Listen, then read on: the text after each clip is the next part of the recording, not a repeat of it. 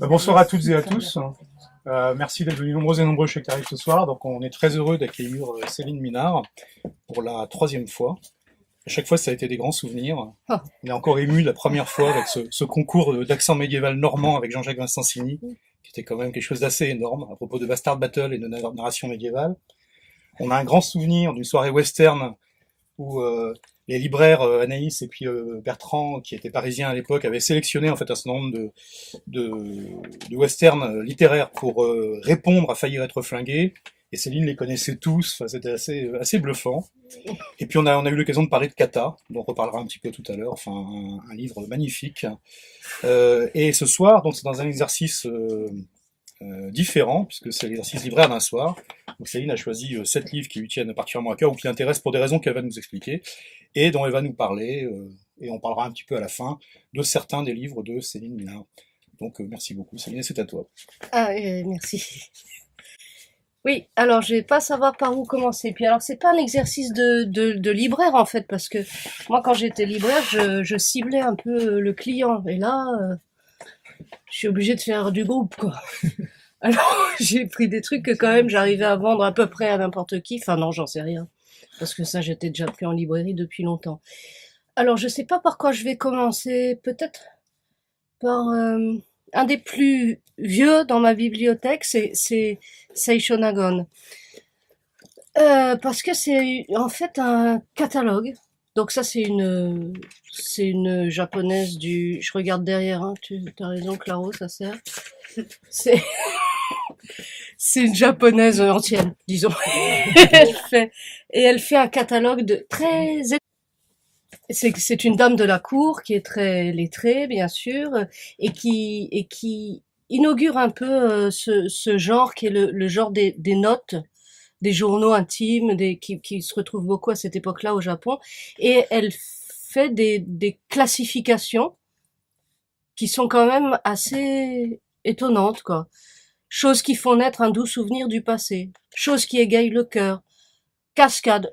Alors tout y passe. C'est vraiment une espèce de construction du monde par la liste. Et il y a des choses dans toutes ces choses qui sont effectivement très étonnantes. Les choses qui font honte, par exemple, on comprend pas forcément.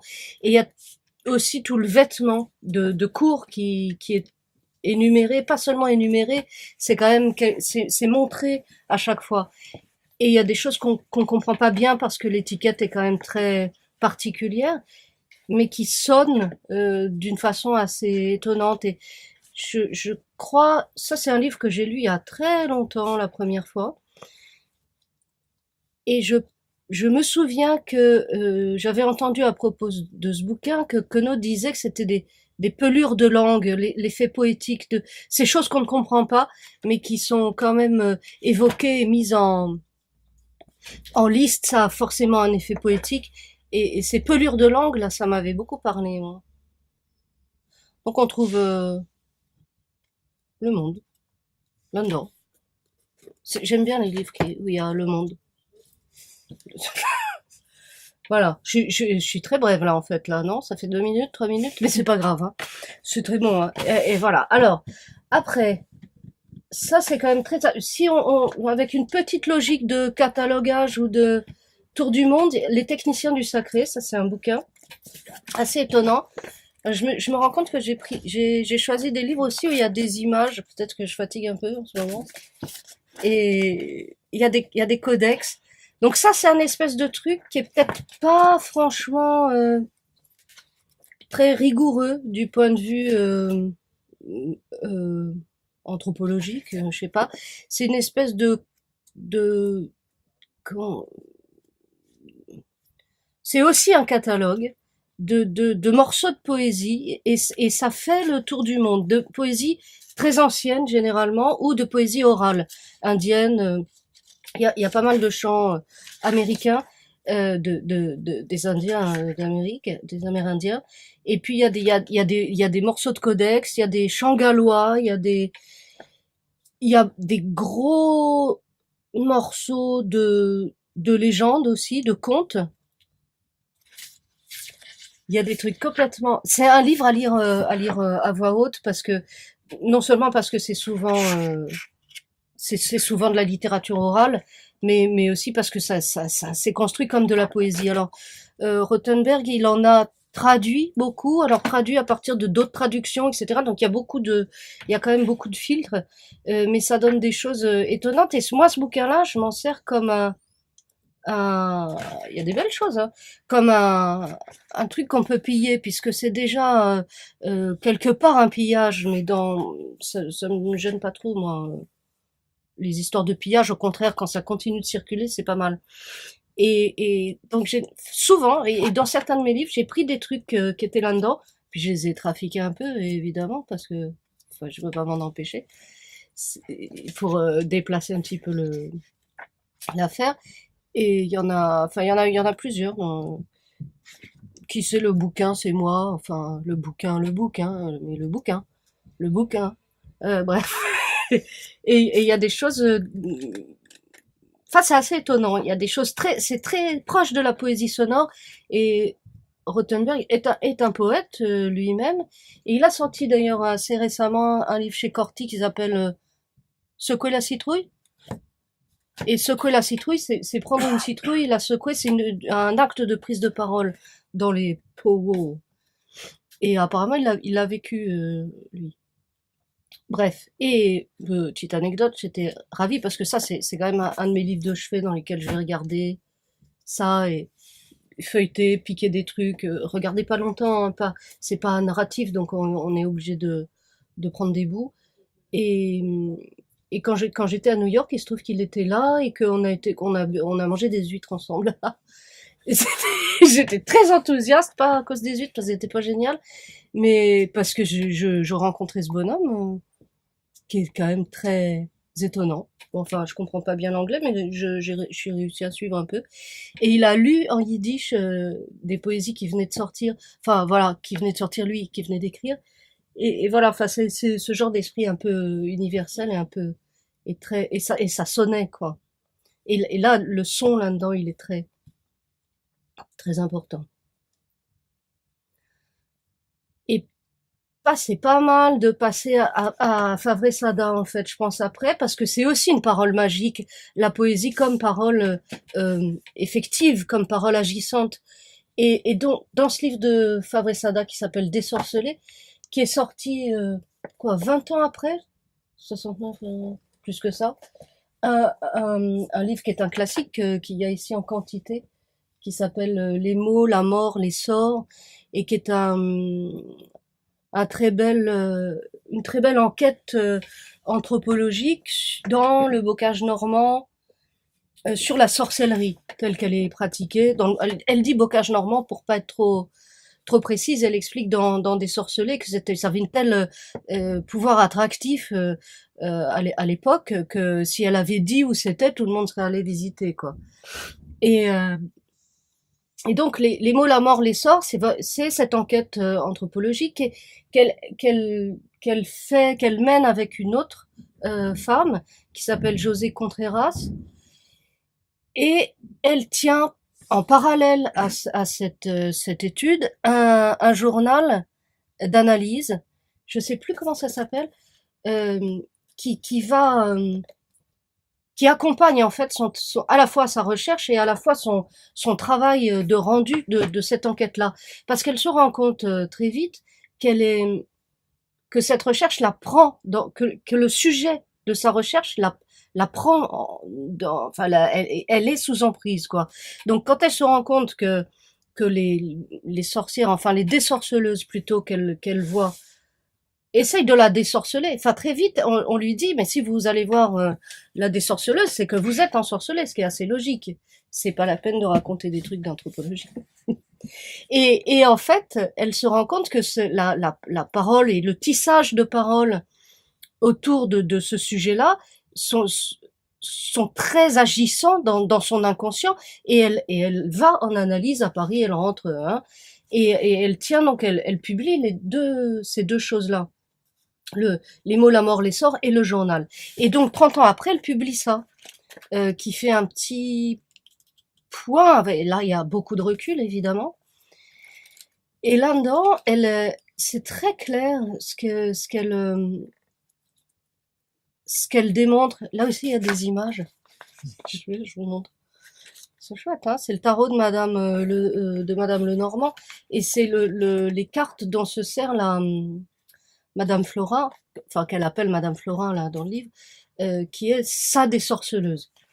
Elle assiste à plus de 300 séances de désorcellement que la désorceleuse accepte qu'elle enregistre. Ça m'a assez étonné, moi. Et c'est des années après, en réécoutant les bandes, qu'elle commence à voir une structure, un mécanisme assez, pas simple, hein, mais assez étonnant. Enfin, assez tissé, parce que c'est vraiment que des histoires d'emprise. Elle dit d'ailleurs que cette forme de sorcellerie n'existe sûrement plus actuellement, surtout parce que en fait le monde rural a beaucoup changé et que les néo-ruraux, etc., ne sont pas ne sont pas pris dans ce discours symbolique. Parce que généralement, la ferme qui est attaquée, ou la personne, c'est le, l'aîné de la fratrie qui hérite de tout parce que c'est très lié au droit en fait, et qui spolie d'une certaine façon, mais de façon traditionnelle, ses frères et ses sœurs. Donc il y a une violence réelle qui est exercée et que parfois l'héritier aîné a du mal à supporter. Et voilà, et il y a des sorts qui sont ou pas lancés, mais ils sont agissants en tout cas. Donc il y a des machins sur les prés, il y a les vaches qui crèvent, enfin, il y a un problème mécanique, c'est des séries de choses qui arrivent, et d'ailleurs c'est parce que c'est des séries qu'on commence à se dire, là il y a un sort, il y a quelque chose d'anormal, de pas, enfin mais pas surnaturel d'ailleurs, c'est pas du tout, c'est jamais pensé comme ça là, c'est vraiment pensé comme des séries de réseaux d'influences symboliques, d'actions, et qui sont, mais qui sont très fortes parce qu'effectivement ça peut aller jusqu'à la mort, hein, voilà. Et donc elle parle de ces séances avec Madame Florin. Et elle dit à un moment que la voix de Madame Florin est complètement enveloppante. À partir du moment où débute la séance, il se passe une série de choses avec les cartes. Il peut y avoir des rituels avec des cœurs de bœuf et des aiguilles quand même. C'est imagé quoi. Mais à partir du moment où rentre généralement un couple d'ensorcelés, Madame Flora commence à parler et elle passe par tous les tons, et il y a une grande variation dans sa voix et dans les tons employés. Et elle ne lâche les ensorcelés ou qui sont en cours de désensorcellement, vraiment qu'à la fin de la séance, c'est la fin aussi du son de la voix, quoi. Et il y a des choses assez, enfin il y a des formules quand elle lit les cartes qui sont assez virulentes, hein. Voilà. Et là, Jeanne Favre-Sada parle d'une anthropologie comment où tout le monde est pris dans le mouvement de la recherche. C'est pas, il n'y a pas un savant qui regarde un sujet ou qui analyse ou qui récolte une enquête sans que ça n'ait d'incidence sur ce qui est récolté, ce qui est raconté, ce qui est dit et ce qui se met en place. Mais tout le monde en fait est dans le tout. C'est une anthropologie, je sais plus comment elle dit, équilibrée, pas équilibrée. Mais il me semblait que c'était intéressant que ce soit une femme qui invente ou pense ce genre de choses, en étant passée par le fait d'être affectée et de le reconnaître, non pas de le nier, non pas de faire des conjurations d'un autre ordre ou d'essayer de mettre à distance le plus possible théoriquement. Enfin, la théorie là, en tout cas, n'est pas une espèce euh, d'évitement de l'affectation que ça peut générer. Pas d'affectation, enfin voilà. Et elle pense ces deux choses-là. Comment celui qui interroge fait varier l'interrogé, et comment il varie lui-même. Donc c'est quand même vachement intéressant. je vous conseille, puis il y a des belles images. Et ouais, ben, pour rester dans le monde paysan, ailleurs. Là, j'ai le choix. Ou la saga de Yuza, ou on va plutôt faire ça. Ça, ce type, il a écrit qu'un seul livre. Et c'est vachement bien. Voilà. C'est pas j'ai lu ça d'une traite, c'est plein de terre. Et c'est plein de, alors c'est tout petit, il bouge pas de son coin, là, je sais plus où c'est. Les marais du Kairabale, Lituanie. Et il voit tout passer, effectivement. Les Russes, les bolcheviks, les machins. C'est pas quelqu'un de politique, c'est pas quelqu'un de très recommandable non plus. Il pense surtout à lui, à lui, à lui. Il construit sa dacha, il est très solitaire, il est très autonome aussi. Et puis, euh, et puis, il bouge pas de ce bout de terrain où il a tout fait, où il maîtrise tout, il a ses abeilles, il est vraiment en autonomie paysanne traditionnelle complète, mais en plus, il voit personne. C'est pas du tout quelqu'un de social. Néanmoins, le village vient quand même à lui de temps en temps, parce que justement, lui, c'est pas un aîné, et c'est son frère qui a hérité de la ferme, donc il s'en va sur une de leurs terres plus loin. Le frère l'aide quand même à faire sa dacha, mais mais après il y a plus tellement de relations sociales. Il est sauvage quoi. Et c'est vraiment là, c'est plein d'odeurs, c'est plein de terre, c'est plein de bêtes aussi. C'est très fort. Euh, et il voit quand même passer toute l'histoire. Et il y a des drames hein, absolus dont il est à moitié le. C'est comme un point inerte qui sur une carte, mais qui est quand même par qui passent tous les drames et qui dont l'inertie peut déclencher en fait euh, des drames assez poussés et personnels, mais il s'en remet toujours. Hein. Et il y a un truc à la fin du livre, parce qu'il vieillit, donc on le voit du moment où il construit sa dacha à la fin, et il commence à radoter grave, et il devient un peu sourd, tout ça. Et la langue radote. Et ça, c'est excellent. Ça radote bien, là, à la fin. Mais il y a une scène de bain, d'étuve, où il fouette, enfin, il fait le truc bien, quoi. Donc, il fait transpirer les gens, il les fouette après avec des machins de boulot, là. Et ça a l'air très stimulant. Ils sont crevés après. C'est un beau livre, ça. Je l'ai lu un peu, ouais, par hasard. Enfin. Et alors après, alors là, je peux aller ou vers Marlène Haushofer ou Sorokin, parce que c'est un peu franchement russe, quoi, euh, la saga de Yuza.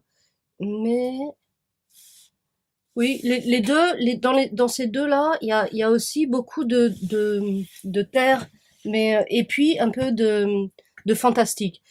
Alors, euh, je vais peut-être commencer par Sorokin plutôt. La Tourmente, c'est un conte d'hiver. C'est un conte russe typique. Il y a de la neige, il y a des grandes pensées simples mais compliquées. Et puis, alors il faut absolument pas lire la quatrième de couverture parce que il est précisé un truc qui est complètement sidérant quand on ne l'a pas lu. La quatrième. On commence le livre et puis bon, tout est normal, on a des repères. Enfin, je peux pas en dire trop non plus, hein. Mais des repères, voilà. Et à un moment, il y a juste un détail d'espace en fait qui fait qu'on passe complètement à une autre dimension. Enfin, ou pas du tout, mais ça change tout. Et le texte ne cesse de trop grandir, de trop rapetisser, de trop s'allonger. C'est un texte tragique, enfin terrible quand même, terriblement dur, avec la figure d'un d'un moujik qui est très bon, qui est une crème quoi. et d'un riche docteur, je crois, qui doit aller. C'est une balade, enfin c'est une promenade urgente dans la neige en traîneau. Et ça finit la nuit et ça finit très mal parce que bon, enfin, voilà. Et ils sont congelés quand même. Et et, et tout y passe, mais c'est absolument magique. Et lui, il a un imaginaire extrêmement concret. On peut toucher des matières, enfin sentir en tout cas des matières qui n'existent pas dans ces autres nouvelles. Il y a des choses comme ça. Et puis c'est des trucs, enfin c'est drôle. Il y a des manteaux de fourrure qui mangent la neige.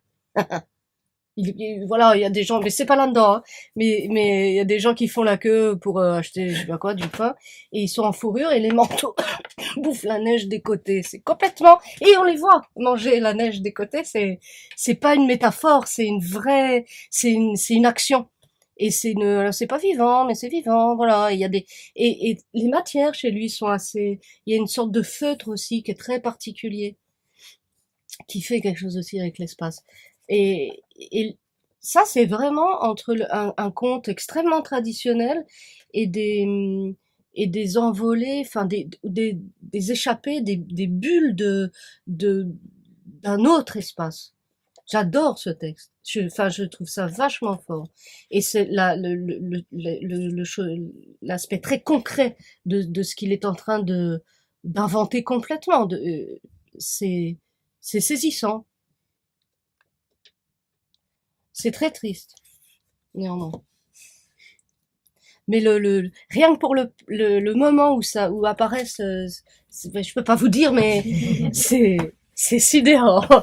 Parce que ça fait, ah ouais, ah comme ça. Et ça marche. Et ça marche tout le long du texte.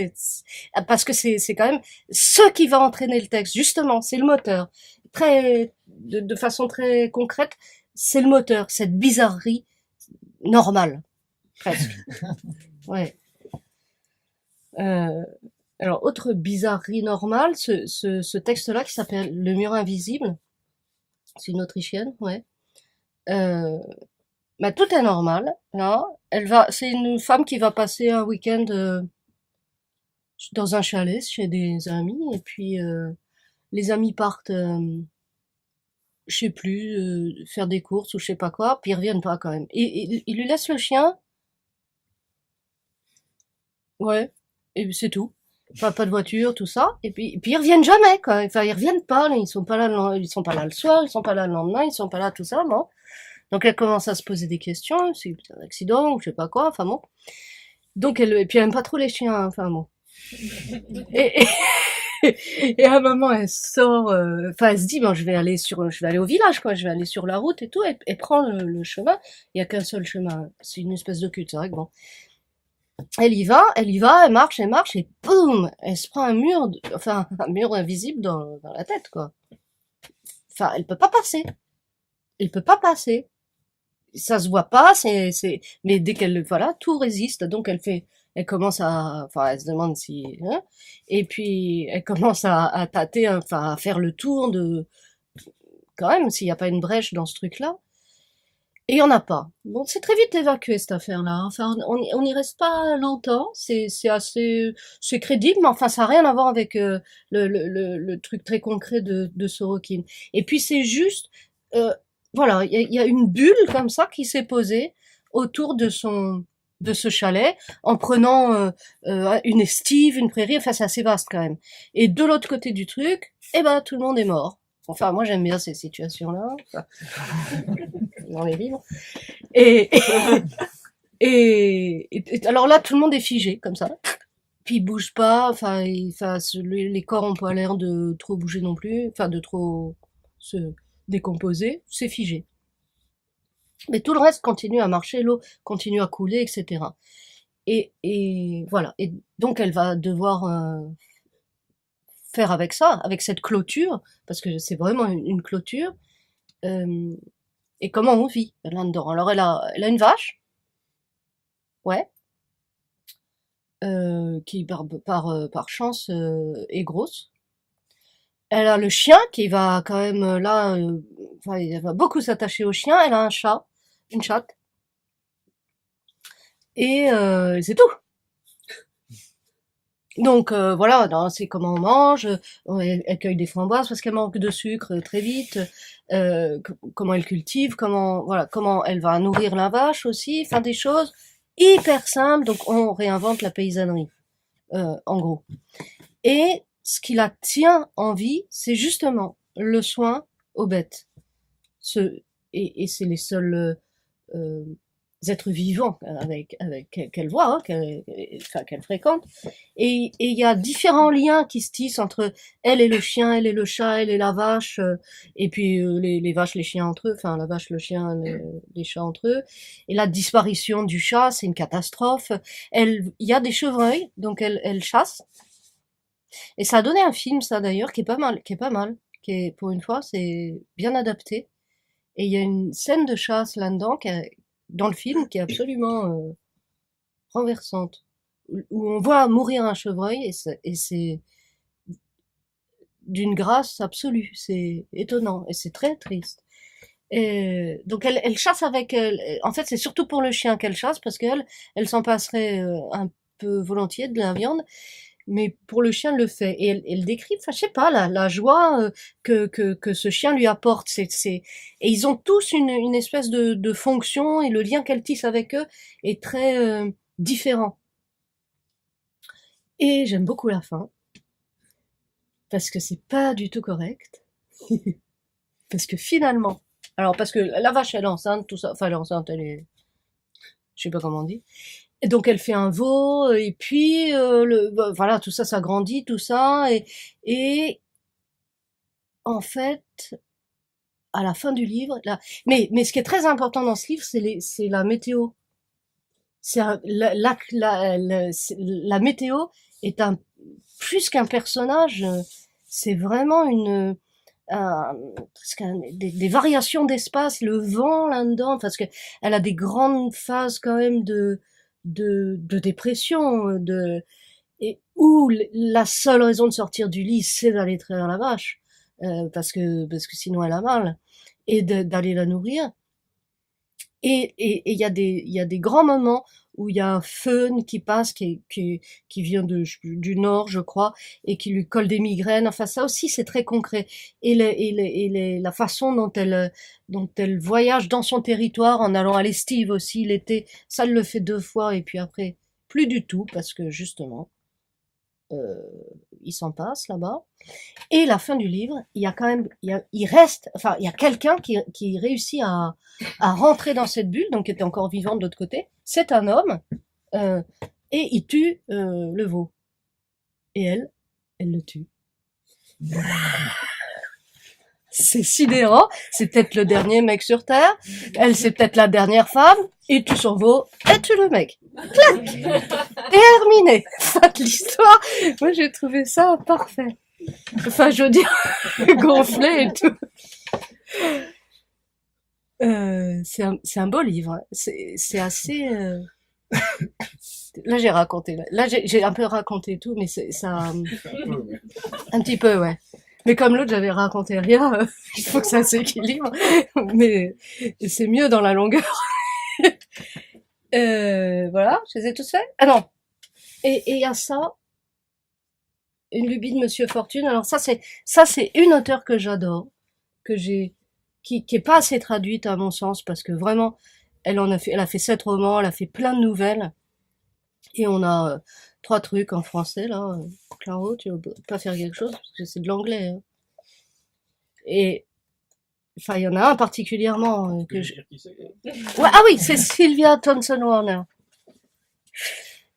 Et elle est très forte, hein, elle est très calée en elfe. Elle est tellement calée en elfe qu'on pense qu'elle a des renseignements de première main. Ce qui m'étonnerait pas trop, moi. Elle a écrit il y a un recueil de nouvelles qui est traduit, qui est plus disponible malheureusement, qui était chez Losfeld, qui s'appelle Le Royaume des Elfes, où c'est des courtes nouvelles où et alors les elfes chez elle, c'est quand même assez particulier. Ils n'ont pas d'âme, évidemment. Ils volent, ils ont des ailes, mais les aristocrates refusent de voler, c'est vulgaire. Ça se fait pas. Et c'est très, très aristocratique. beaucoup de passe-temps particuliers, il y a des grandes quêtes, comme là, trouver la dernière rose de l'année, tout ça, mais en même temps, c'est sanglant et c'est très, très noir. Il y a les deux mêlés dans ce recueil-là.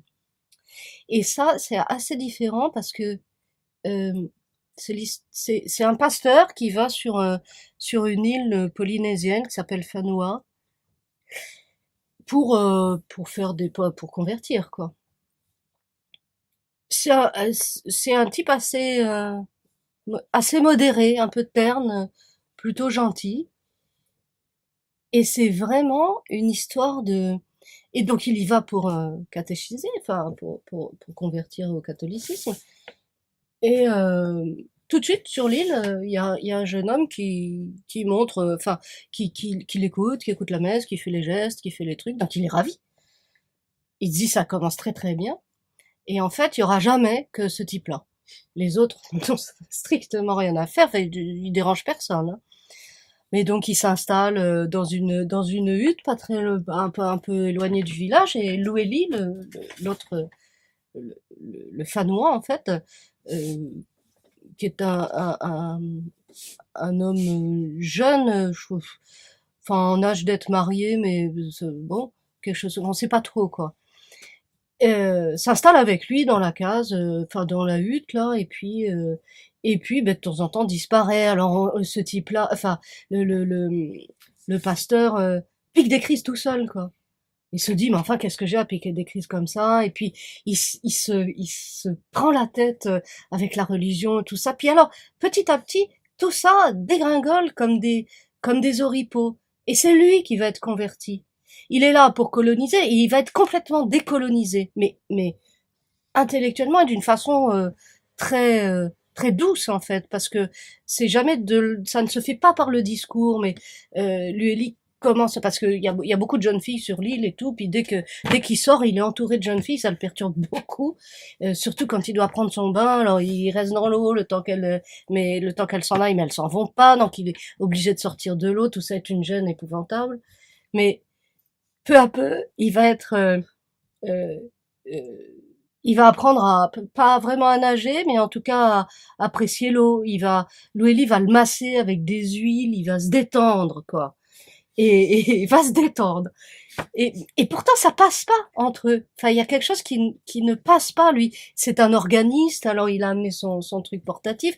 Il essaye de jouer de la musique avec le lit qui lui a un pipeau, mais ils sont pas du tout dans le même type de musique. Donc, ils y arrivent pas. Il essaye de le faire chanter, mais la voix de l'autre, elle part dans tous les sens.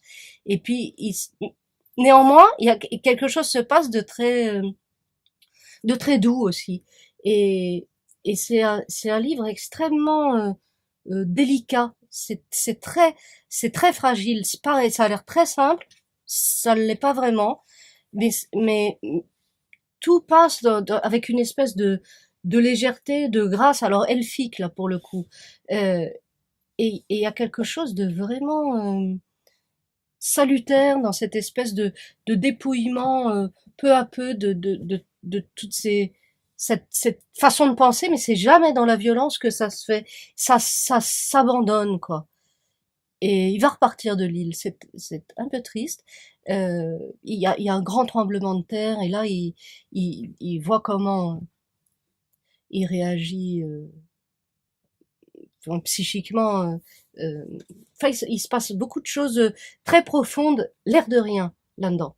Et quand elle écrit ça, elle a l'impression de porter, d'être en train de faire quelque chose d'extrêmement cristallin qui pourrait se briser à n'importe quel moment, que c'est très délicat à construire et à faire, et c'est vrai, enfin, alors que ça a l'air très souple, c'est pas dur, hein, c'est pas dans le sens dur du cristal, mais dans le sens où si une ou deux choses étaient trop appuyées, ça s'effondrerait. Et c'est pas le cas. C'est un très joli livre, ça. Même si j'aime bien ces histoires d'elfes parce que c'est piquant. Là, c'est pas piquant, mais ailleurs. C'est vraiment beaucoup plus profond, en fait. Et c'est une décolonisation, quoi. C'est beau. Mais voilà.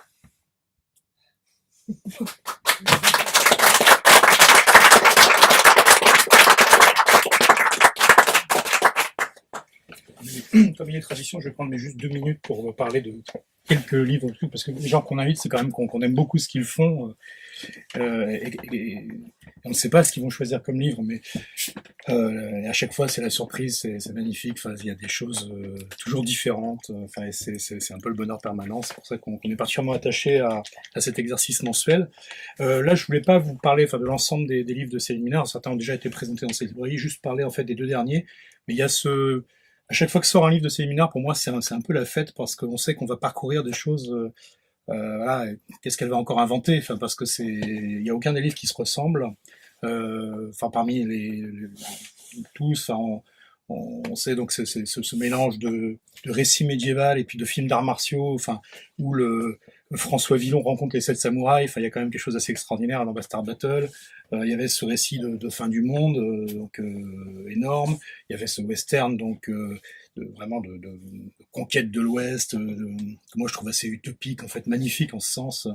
Il y a ce Long Louise et Olympia. Je voulais en faire dire un mot de Kata et du grand jeu.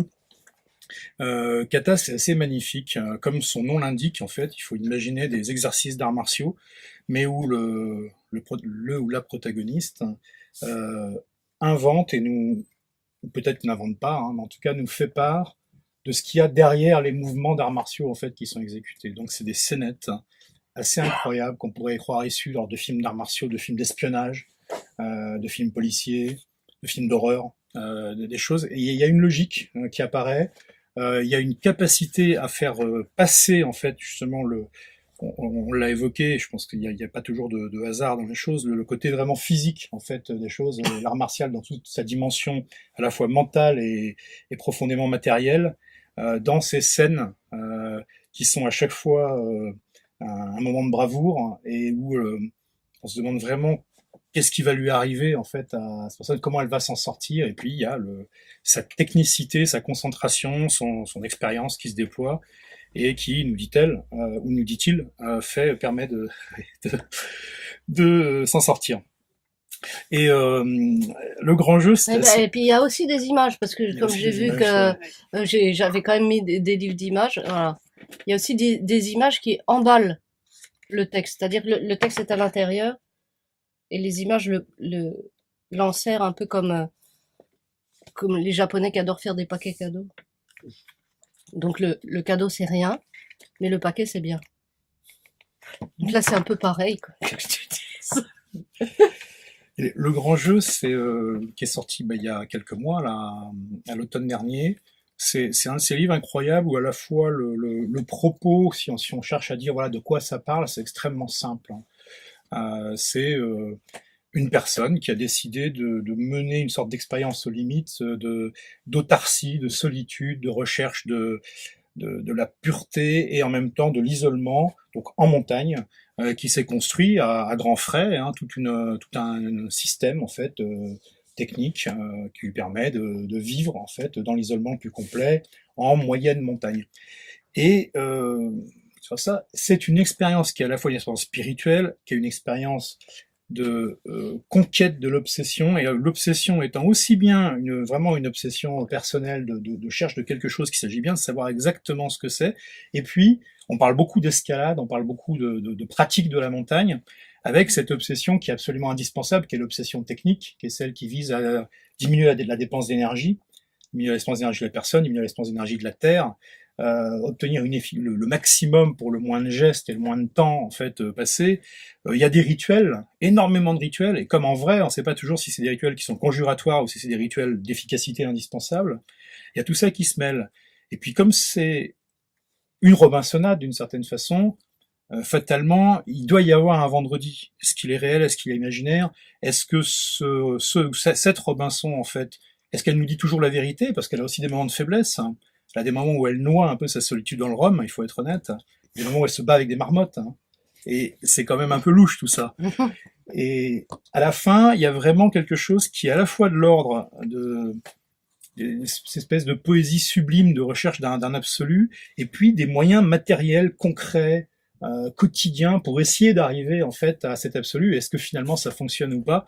Et c'est un livre qui est à la fois très déroutant, très concret, très ancré dans le matériel, et en même temps qui ouvre des horizons qui, comme son nom l'indique, hein, qui sont de l'ordre pour moi en tout cas très proche du mont analogue de René Demal, c'est-à-dire en fait de sortes de quêtes métaphysiques, hein, et où on ne sait pas exactement à quel moment les narrateurs ou les protagonistes ou l'auteur nous titillent en se moquant un peu de nous, pour nous pousser à penser autre chose, hein, à pas se laisser avoir en certaine façon par ce qui est raconté, et en même temps à profiter du concret et du récit, parce que c'est un fantastique récit. Donc voilà, moi je trouve que c'est ça, chacun a son opinion, et je trouve que c'est le meilleur livre que Céline a écrit jusqu'ici, et sachant qu'elle avait déjà écrit beaucoup de très bons, donc vraiment c'est un livre fabuleux. Oh, c'est cool.